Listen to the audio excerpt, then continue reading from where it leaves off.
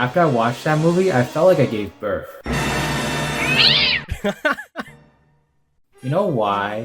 Why? The reason is because The Sonic movie 2 is one of the most magical experiences I've had in years. What started out as a predictable sequel to a movie that I felt while was solid may have been pandering to a generation of fans I simply wasn't a part of, turned out to be one of the most glorious childhood fantasies come to life in the biggest and boldest way possible. It's so much more than just a kids movie, and I'm here to explain why. I was blessed with the opportunity to see the movie a couple days early, as there was a cinema literally 10 minutes from my house doing an early screening. hey beautiful humans, it's RidersDX here, and This is me excitedly trying to vlog and drive at the same time to create footage that I didn't even use, so I clowned myself.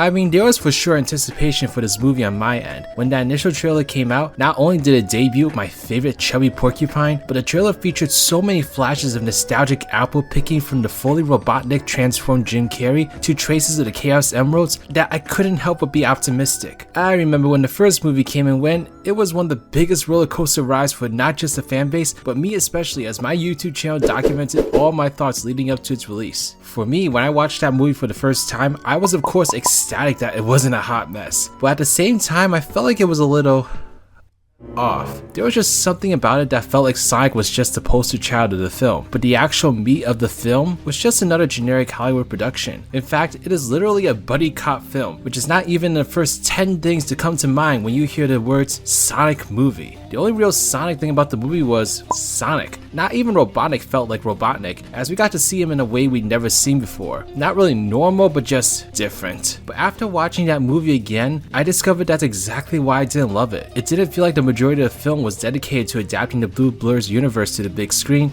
but more like a blockbuster byproduct to real and casual moviegoers looking for a reason to not leave the theater after checking out the Avengers or something. Don't get me wrong, I'm open-minded to them trying something new. In fact, this was the argument I used when defending the original movie design. I'm sure you can imagine how that went. But after watching and letting the first movie swell up in my mind, I can understand the need to do something different, but I just didn't think it resulted in a better product. But then came the Sonic movie 2, which not only shook my innermost childlike state, but also transformed how I look at the original movie now. In regards to the Sonic movie 2, it was a hell of a ride. The movie pumps up the action from the original movie to 1000%, that by the end of the film, you can tell that the stakes have skyrocketed to astronomical heights. I won't go into any specific details, but just know this movie was able to propel Sonic into the narrative that I would have loved in the first film. With the introduction of Tails and Knuckles, backstories and lore from the franchise are taken and adapted for this film with slight tweaks here and there that resulted in a project that felt so much more connected to the Sonic I grew up with. Sonic, Tails, Knuckles, and Robotnik by far steal the show in this film, as that dynamic, while it feels similar to the games, has a slight spark injected into it that suits the movie medium perfectly. Tails reminds me so much of how he was in the original adventure, as while he is extremely capable of technology to help Sonic in many situations here, he also is not confident at all and often looks to Sonic throughout the film. Knuckles, meanwhile, is perfectly balanced between the hot-headed, determined warrior he intentionally portrays himself as well as the goofy, out-of-touch side that creates some of the funniest moments of the film. And Sonic, man, Sonic gets put through the ringer in this film. You can tell throughout the events that he is scared of what is happening, but you can also see that courage he's so well known for begin to truly take form in this film, as he rushes into battle despite the insurmountable odds against him due to his lack of experience. As for Robotnik, he's just a whole new level of crazy here that's indescribable. You just have to see it for yourself. The human characters even feel solidly developed here. They don't actually take up nearly as much time as I felt they did in the first film, which was just perfect in my eyes because the previously mentioned four truly brought a sort of magic to this film I can't get enough of. But the little time the humans do get feels like a nice break from the constant action and helps to balance the film, but doesn't feel intrusive aside from maybe one scene. Combine these characters with a plot that feels directly taken from the games, and you have a movie that, while is a solid piece of entertainment for the moviegoer, it's also the complete wet dream for a Sonic fan.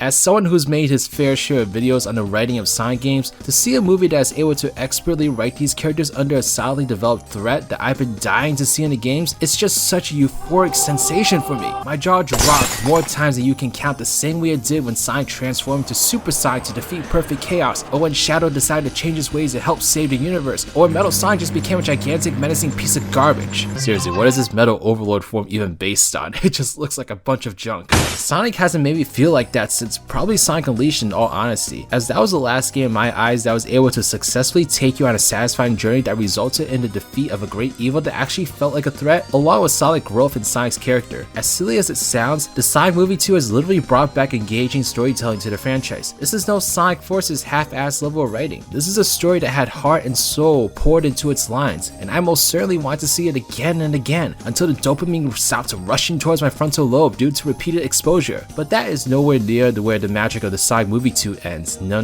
Where the magic of this film truly took my breath away was before it even started. So I drive up to the theater, right? I enter, get my ticket scanned, receive my banging poster and comic, which while are quite awesome, is not where the magic was. No, where the magic was at was with this kid. There I was, standing in the line to get my curly fry action on, and I saw this adorable child in a Sonic costume, and it really just clicked in my head what it was about this movie that was truly exciting for me. This movie was bringing in a whole new generation of Sonic fans. Sonic was as cool as I thought he was when I was a kid. Back then, as I poured endless amounts of hours into Sonic Heroes and began exploring the fandom online, one vital part of the experience that was and honestly is still sort of missing for me is having those real life friends that share the same love for the blue blur. All the kids back then were more into Halo, Mario, Gears of War, maybe Bully, I don't know, but they certainly weren't into Sonic, who back then was slowly beginning to tumble from the pedestal he once stood on. I'm glad to have made the friends I have online that all share this common love with me, but Sonic always felt like this club that no one in my life wanted to be a part of. In fact, I had to go to this movie all by myself because my friends were just not interested. In fact, one of them said they don't watch kiddie movies, which is making me question our relationship very intensely, but that's besides the point. Animation is not exclusively for kids, okay?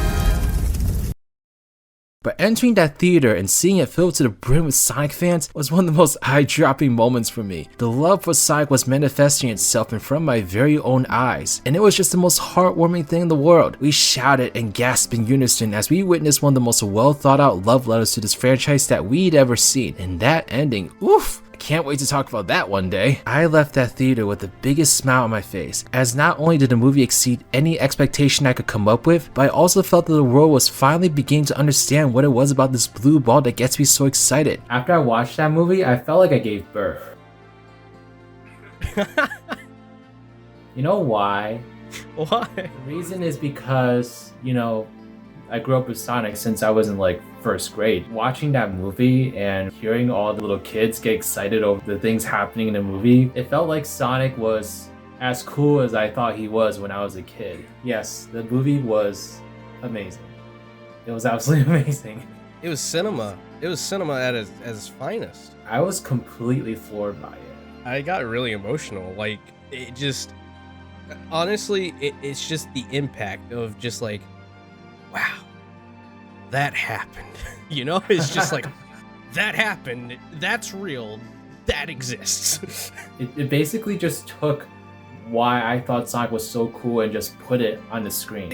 It just full blast. It was it turned that knob and just said, let's do this. He's fast, he's cocky, he's funny, and he just looks so goddamn cool in everything he does. But he also has a heart of gold, with a level of empathy for everyone in the world that can't be understated. I fell in love with Sonic the Hedgehog all over again that night, and I felt the world do the same. It was just kind of magical, almost, sitting in a room full of Sonic fans. You go online to join these communities because you're oh, there's no one out there that likes what I like, and you actually have a mainstream movie of what you like, and turns out there's actually people around you that like what you like, and so it's that was really cool. I guess it just makes me feel included, which is always nice for an introvert that desperately wants to be an extrovert, but every time he attempts to, he crawls into his dark blue hole like the social status climbing cockroach he is.